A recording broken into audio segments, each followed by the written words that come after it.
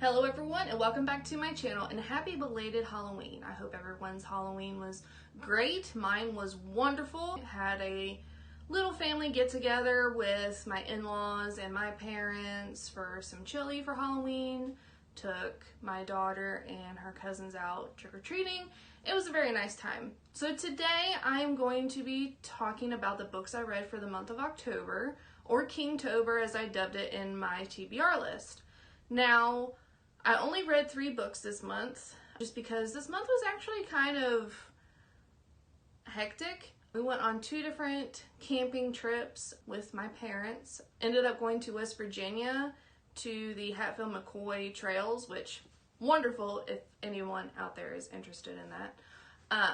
So I did only read 3 books, and I started a 4th book that I'm just gonna kind of roll over to November since I haven't finished it. So the books that I'm going to be talking about today are The Pet Sematary, Cujo, and The Shinning. So the first book is The Pet Sematary, which follows the Creed family. You have Lewis and Rachel and their children Ellie and Gage, and they move from Chicago to a New England town in Maine for Lewis's job. He's going to be a physician at a college campus.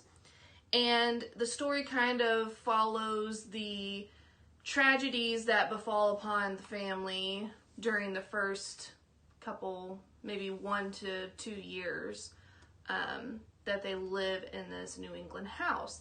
Now, the house is settled on this road that is a major highway for trucks that are going from town to town, and they drive very fast on this road.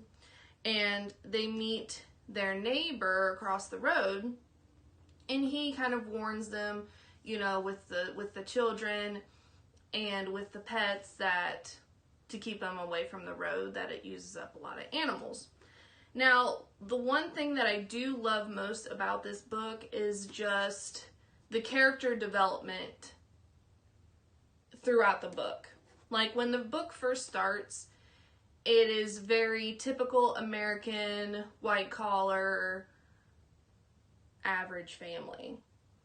And as the book goes on, and as these tragedies keep happening to this family, you can see the deterioration with the sanity of the family. And it's just beautifully written. And I actually related to the first part of this book, just because, you know, the book starts out with they're in the car going to their new house, and they have their cat in the back of the car and the kids in the back of the car and the wife, and they're all tired, they're all hungry. The cat has been crying and howling for the last several hours, which breaks the baby down, Gage. Then that breaks Ellie down, their 5-year-old, which breaks the mom, Rachel, down. And at one point, Lewis is like, I'm gonna tell them that we're gonna go back to the last town and go out to eat. And when everybody gets out of the car, I'm driving off. And once I hit the turnpike, I'm kicking the damn cat out, and I'm driving to Florida to work at Disney. And if that's not my husband, I don't know what is. So there was a lot of funny parts in here, a couple gory parts, a few gory parts. But overall, the book is just kind of unsettling and perfect for Halloween. It was perfect. And, you know, as the book title goes, they have their neighbor across the road takes them to the pet cemetery and shows them all that, which kind of brings up the whole life and death kind of thing with the children, and kind of Ellie's growth into realizing what death is.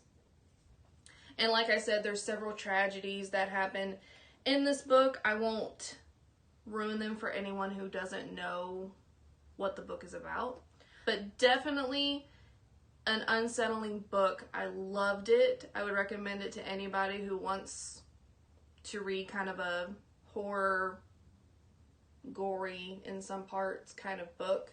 And I loved it. I would read it, totally read it again. Like I said, 5 stars. And the next one I will be talking about is Cujo. Now, Cujo was a little bit harder for me to get into. It follows the Trenton family. You have Victor or Vic, Donna, and Tad, their 5-year-old son.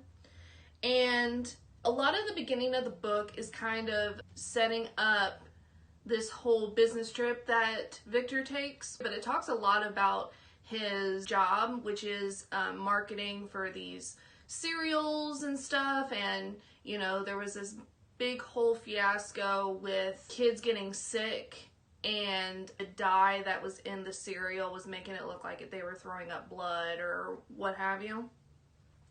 Which, it did set up the reason why he went on a business trip, which is why Donna and Tad were left alone, which is kind of imperative to the story. But I felt like it wasn't necessarily imperative to put it in the book that much. So it was a little bit hard to get into. But by the end of the book, I was like kind of reading ahead to figure out what was going to happen. It was very suspenseful in the end, which was awesome. I ended up giving the book a 4-star rating. So the main book is about a St. Bernard named Cujo, and his family, the father, is a repairman. And there's a lot of different points of view in this book. It goes from, you know, Cujo to Donna and Tad and Victor, and even Cujo's boy that owns him, and his mother, and it's kind of all over the place sometimes, but not to the point where it doesn't make sense. There's just a lot of things going on at the same time. Now, Cujo's family is kind of on the rocks. The mechanic is not a very good husband, all that kind of stuff. The wife ends up winning the lottery, so she actually convinces him to let her take her and her son on a trip, which is the only thing that kind of saved them from what happens with Cujo. And Cujo gets scratched by a bat who has rabies. So this book kind of revolves around the fact that this dog has rabies and he's starting to deteriorate and go on a killing spree. Now, Donna and Tad have this car that keeps breaking down. Well, they had originally going to take it to Cujo's, the mechanic that owns Cujo. And when they get there, the car completely breaks down and no one is around except Cujo, who basically traps them in this car in the middle of summer. And it kind of revolves around that incident.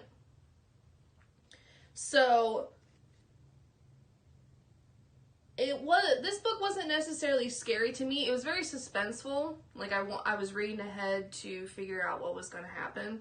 The book itself, I didn't really think was scary.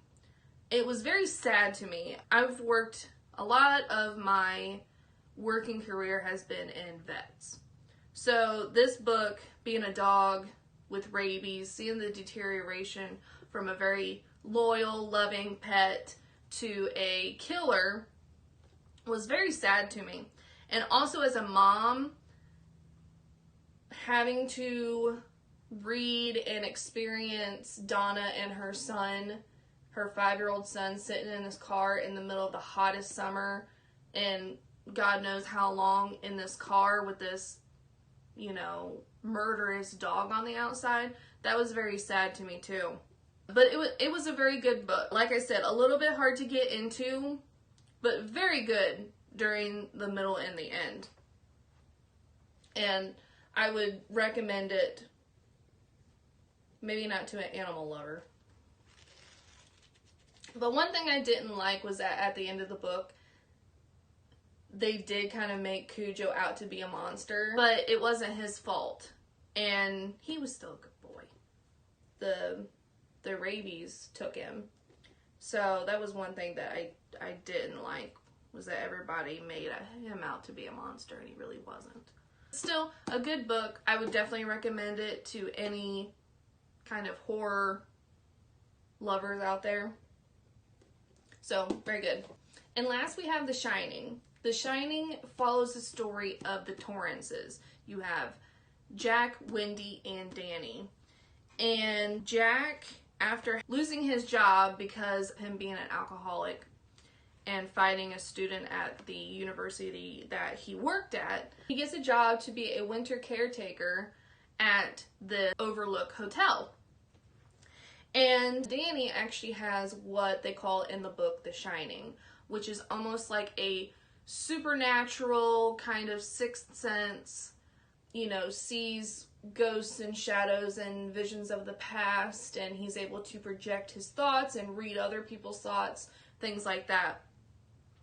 So when they get to the hotel, Danny's already seeing images, he's getting, you know, visions of the red rum and all that stuff.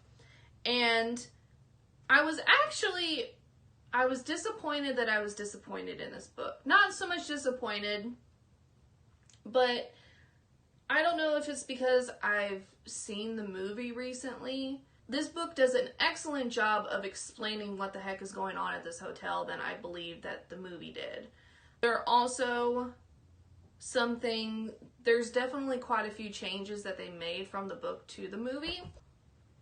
One of the main changes was that in the movie, Jack was going around with a hatchet, or I think it was actually like a split and maul. And in the book, he had a roquet mallet. And there's also some differences in the book versus the movie. Now, I did actually like the change from the roquet mallet to the hatchet. I feel like the hatchet was a little bit more scary than a roquet mallet would have been. But I don't know if it's because I kind of already knew what was going to happen that I didn't really find it as scary as I really wanted it to be. But like I said, it does definitely explain more of what is going on and the backstory of the hotel than the actual movie did, because I was at least me, I was very confused in the movie what the heck was actually going on and all that stuff with the hotel.